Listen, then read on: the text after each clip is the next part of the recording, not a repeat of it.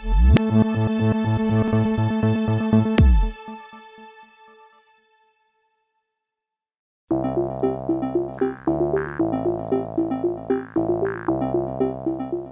name is X, and you're watching Technical Difficulties.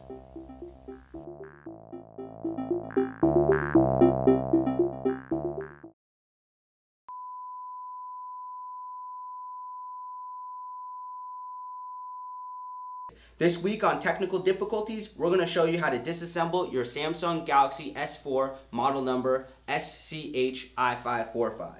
With its quad-core Snapdragon 600, large 5-inch display, and a whopping 2 gigabytes of RAM, the Galaxy S4 is packed to the brim with technical firepower that keeps it relevant even after the release of its successor, the Samsung Galaxy S5. The Galaxy S4 is oftentimes regarded as the iPhone killer and has propelled Samsung into the top of the mobile market. This has effectively made the smartphone market a two-horse race between Apple and Samsung. These two tech giants continue to duke it out publicly over various patents, allowing us customers to reap the benefits while both companies struggle to top each other with every iteration of their products. This has led to the current smartphone war, and it seems that summer might be over. That's right, summer is close to an end, and winter is indeed coming. But we'll learn more about that in upcoming shows. Today we're going to be helping you solve various technical difficulties you may be having with your Samsung Galaxy S4, including camera, charging port, antenna, and proximity sensor replacements. Warning, Nerdcore is not liable for anybody who f***s up their phone. Follow at your own risk. Welcome to Nerdcore's first official disassembly of the Galaxy S4 made by Samsung, model number i545. Now for this type of repair, we're going to need a precision tip Phillips screwdriver. We're going to need an iSesmo opening tool, and then we're going to need a nylon spudger. Now, as you may have noticed, this Samsung Galaxy S4 already does have a cracked screen, and in future episodes I'll be able to actually show you a full LCD recycling, meaning we're going to be able to defuse the glass from the device and then use a special epoxy called liquid optical clear adhesive to refuse that glass back to this device. But now we're going to actually do a disassembly and show you how to fix your camera, your power button, and your charging port, and various other components. The first step you're going to want to take is to power down your device. Sure, everyone kind of knows how to do that. And the next step obviously is to take your back cover off and remove your battery.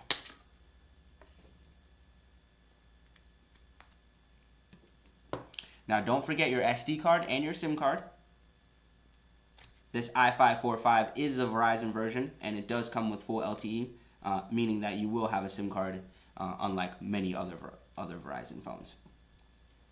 And now the first step is you're going to have 1, 2, 3, 4, 5, 6, 7, 8, 9 screws. They're all Phillips, and these all hold on the back housing of your device. So as I take it apart here,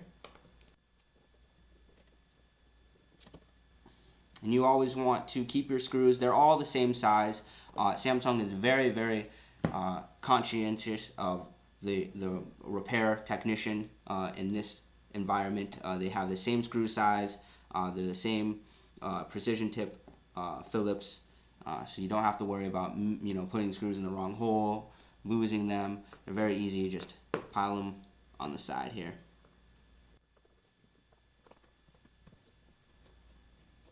You may have to hold on to your device a little bit just for support.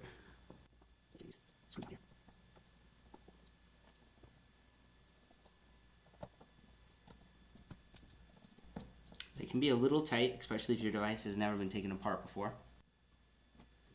Just make sure not to strip anything. It can be very, very frustrating if you strip a screw on a cell phone. There are many times they can be hard to find and they can be specialized. Next, you're going to take your iSesmo opening tool and you run it along the bezel of the device, and that's going to actually take the back cover off. So you're going to start off at the corner. It might be a little hard to see, but there is a little lip and an indent. And you can even use your finger a little bit too. And you can see that it's slowly. There are clips as well that I'm opening up as I'm hitting. You can see we are making some headway here. Switch over to the other side.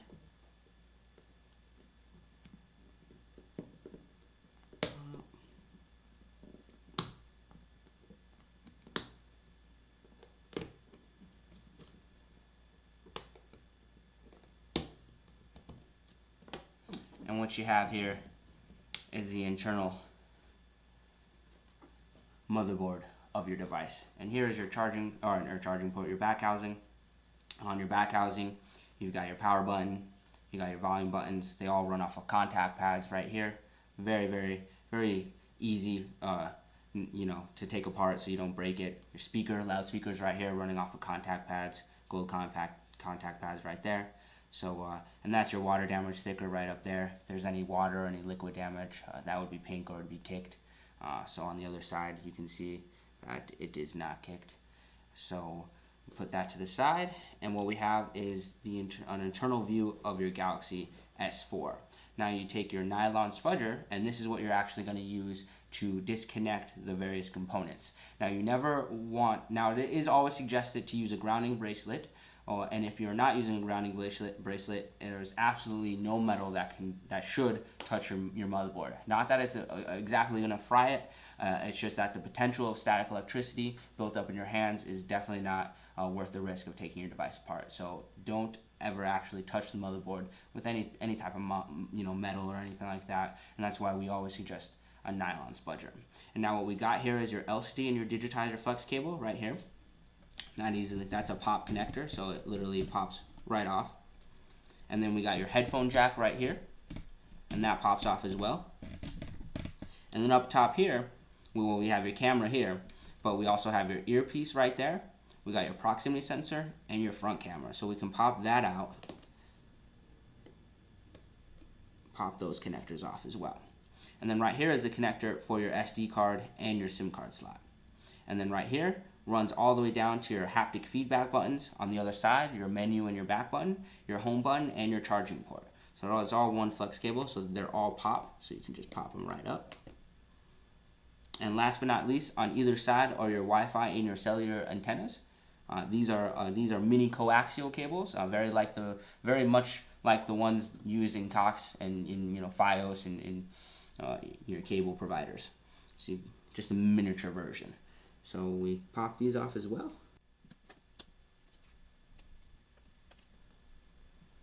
And now, after all that has been popped off, the last thing that's holding your motherboard into the device is one motherboard screw right here. And it's the only screw that's different in any of the Samsung Galaxies, right here. And they might be in a different place in the middle. They're in the middle on the Note 2 and the Note 3, but on the S4s, they're always at the top right. So you're going to take your Precision Phillips. It's a Phillips again. We thank Samsung for that. No miniature Torx. And we put that the rest of our pile. And now, as you can see, our motherboard pops right out.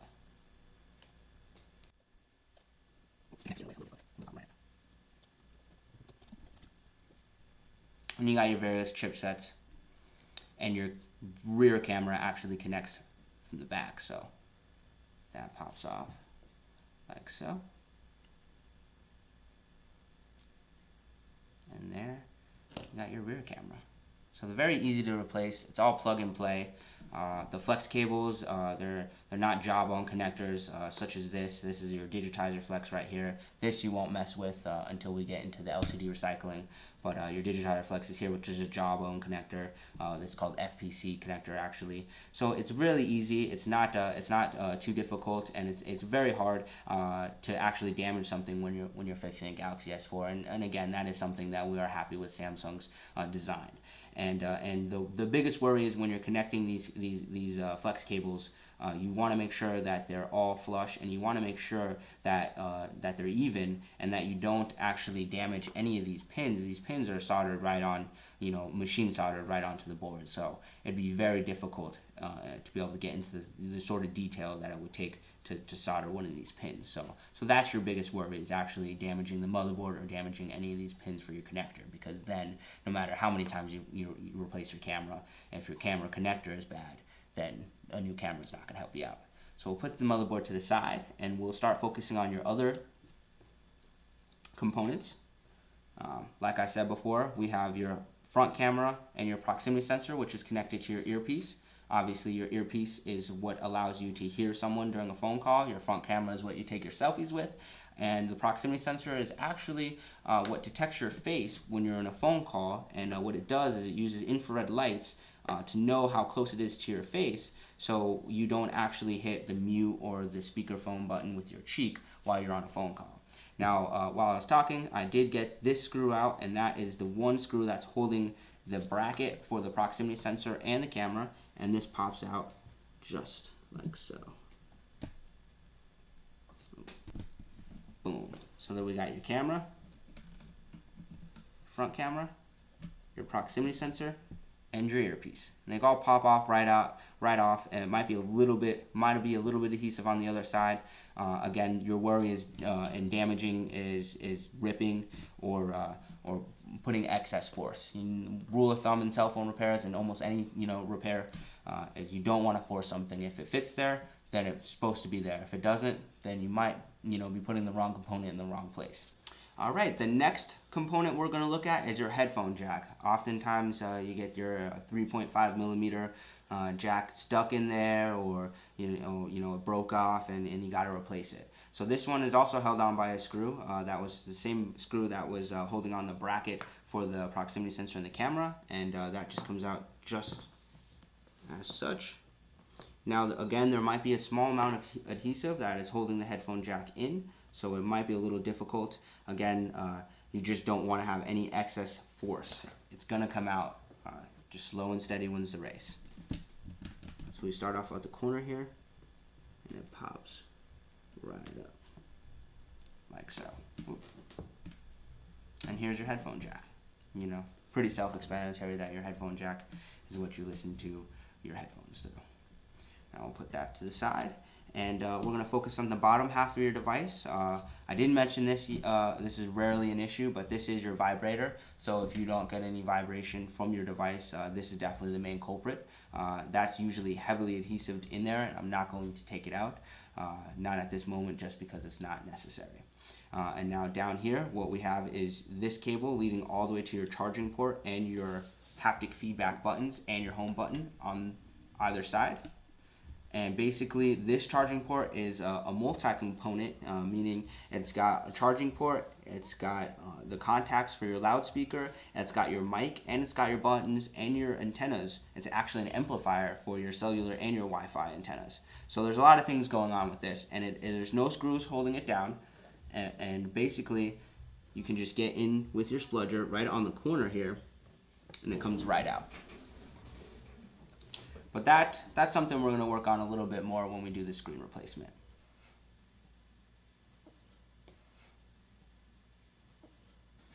Okay, now that we have your device, our Samsung Galaxy S4, again model i545, completely disassembled, we're going to start with the reassembly. And it's very easy, very straightforward, just like taking it apart. I'm going to start with the headphone jack. Does screw in. So remember to put that screw. That helps to magnetize your screwdriver, actually. These little screws can be a pain. And the next we're going to go for your headphone jack proximity sensor. And then your front camera. And these fit right in. They're held down by this black bracket. It might have popped up when you took it off, so you might have to go find it. Then that bracket goes there. And again, one tiny Phillips screwdriver screw there. And next we're actually going to take your rear camera and we're going to reattach it to your motherboard, and then reattach your motherboard to the entire phone. So again, here's the front side, here's the back side. Your rear camera actually installs just like that. Now with the brim around it, it does get a little hard. But it pops right in just like it came out. And now your motherboard is ready for installation. Take your nylon splitter and you want to lift. Now the most difficult, well, not really difficult, but tedious part is going to get all these connectors underneath at one time. So you just got to lift each one individually. Sometimes you might forget about that headphone jack right there. It's easy to forget about that one, so you want to make sure that one is properly placed.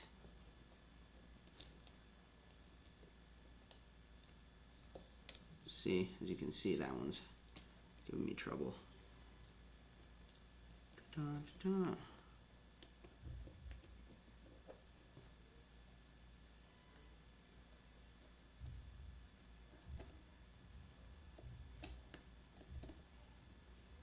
And you want to make sure that your antenna is run underneath the motherboard. It fits right into this little notch right here. And if you can see, one of my flex cables is actually underneath the motherboard. Very thing I warned you about. Just pull that flex cable out as such. And then this one as well. And then we go back and we actually reattach these cables. Most important is your LCD cable right here. This leads to your digitizer and your LCD, like I said. You want to make sure that's properly connected. I actually like picking up the device and making sure it's connected all the way. Then we go to your headphone jack again, proximity sensor, and front camera. Then we go to your, now these are the most tedious usually. You want to be very careful not to bend that circular connector. If that's bent, you might have some issues with your service. It might not pick up service like it used to. So, and you connect it like so. Oh.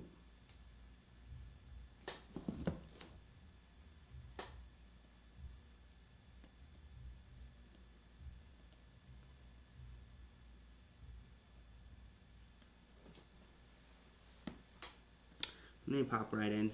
Other one on the other side, right next to your flex cable for the charging port.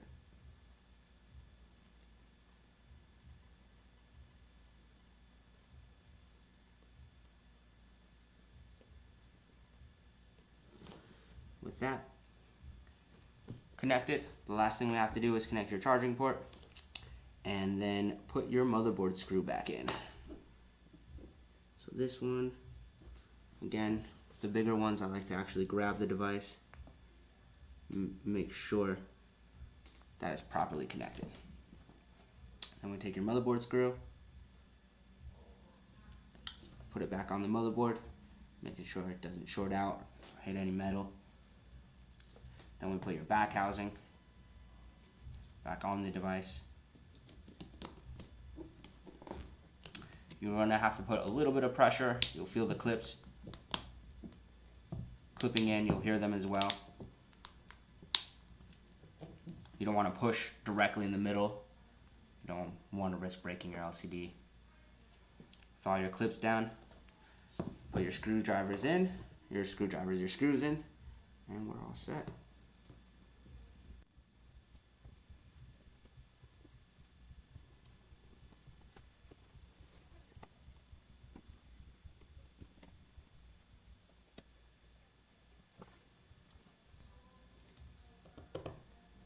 Now with your screws, all your screws in, you don't want to over tighten them. You want to just make sure they're snug, especially if you ever have to do a repair again. You don't want to strip them in any way. All we got to do is put your SIM card and your SD card back in, put the battery back in and the back cover, and you are all set. Put it in upside down, take it apart, can't put the battery back in. We connect it, and there you go. That's the disassembly of the Galaxy S4 model number I545 for Verizon Wireless. And here at Nerdcore, we love taking gadgets apart. And it's booting right now, and again, you may have noticed that the screen is cracked. We're going to dive into doing LCD recycling being able to defuse that glass and refuse it using LOCA, liquid optical clear adhesive. It's a breaking edge type of repair. A lot of people haven't been doing it yet, and it'll render your phone looking practically brand new, as if it came out of a factory. You can see my battery life's about to die, but we've got full usage. Thank you very much for watching. If you have any questions or requests for devices that you'd like us to do, don't hesitate to send them in.